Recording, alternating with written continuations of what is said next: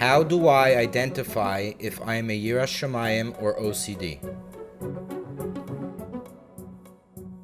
There's a story that's mentioned with the Chafetz Chaim. I've heard it being mentioned with other Gedolim, that they were once invited to an individual's house on Friday night, and as the husband comes home from shul and he's about to make Kiddush, he looks and he sees that the challah is not covered. And he begins to yell at his wife for not covering the challah. And he says, "Don't you know that we have to cover the challah before we make Kiddush?" And he gives his wife this very, very lengthy criticism for not covering the challah. Obviously, his wife was severely embarrassed and felt very uncomfortable, especially when you have a very auspicious guest. And then she brings the cover, and the husband makes Kiddush. Between the Kiddush and the washing, so if it was the Chafetz Chaim, as the story goes, pulls over the husband and asks him, "Tell me, do you know why we cover the bread before we make Kiddush?" The husband shrugs his shoulders, says, "No." So the Chafetz Chaim says, it's in order not to embarrass the bread. This story, I think, highlights many things, but one thing in particular, it highlights the distinction between Yiras Shamayim and OCD. There are many people who suffer from severe OCD, moderate OCD, and to the outside world, they look like very frum, religious people, very passionate people, people who seem to be very frum, extra frum, very machmir, but really inside they're suffering miserably. OCD could lead to some mental paralysis. The people freeze. It's a condition that affects a lot of people and has very, very harsh consequences on the person's mental stability. When we want to ask ourselves, how do I know whether my frumkeit, my chassidishkeit, my Judaism, is it stemming from a real Yiras Shamayim place, or is it coming from an OCD? I think this story highlights one of the major distinctions.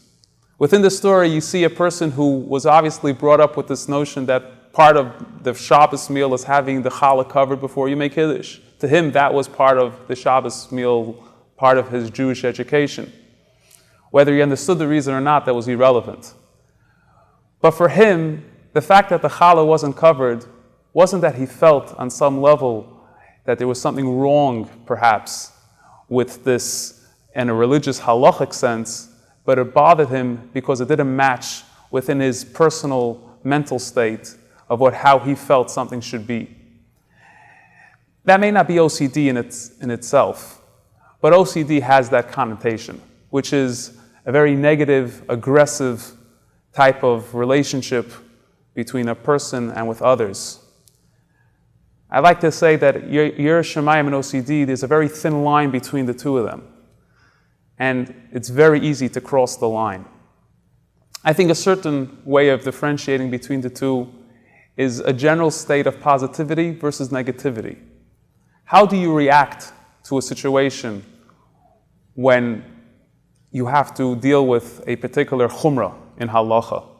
Or even whether it's a question of whether did I daven Shemona Esrei properly? Did I mention Ya'aleh V'Yaveh in Shemona Esrei?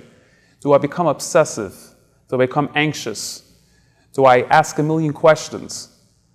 Do I make everybody around me feel uncomfortable? Am I generally negative and stressed? Or do I inwardly question whether I fulfilled my mitzvah properly? I ask a Rav, I check up the Halacha and Shulchan Aruch, and whatever that says, I'm satisfied. If it says I daven again, I daven again. If it says I don't have to daven again, I don't question it, and I move on. OCD stems from anxiety. And anxiety is an irrational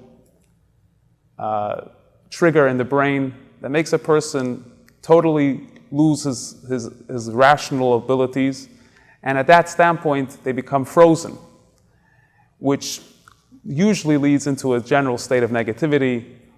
The person is usually very very unconfident. And because of all of that, the person becomes very unstable. Yiras Shamayim, on the other hand, actually is something which a person feels very positive. He feels very, very confident. He's doing something because he believes that this is true, and he wants to be better. Just to finish off with a story that I heard about the Rabbi of the Masmid, who was known for his tremendous levels of chumras and being very strict, that he was very careful when it came to specific areas in his halachic life, but yet at the same time, when it came to other people, he had a sense of being able to be extremely lenient and positive towards the other person in their behavior and their way of acting. So, although this doesn't necessarily give you a very broad answer to the question, but I think what it does is it gives one to pause and to think. The rest of the world, we have in Tanya says, "Afilu kol ha'olam kulo yomer tzadik ata tiyeh beinecha karasha." A person can't judge himself based on what other people think. When other people think that you're being very holy, you're davening for a very long time, and meanwhile you're suffering, and you know you're suffering, that's not frumkeit, that's not Yiras Shamayim, that's OCD, and therefore you need to go get help. You need to get someone that will help you overcome your anxiety. But there are many people who are very frum, who do have a certain sense of Yiras Shamayim, a very high level of Yiras Shamayim, but you see a certain sense of positivity within them and the way they interact with other people.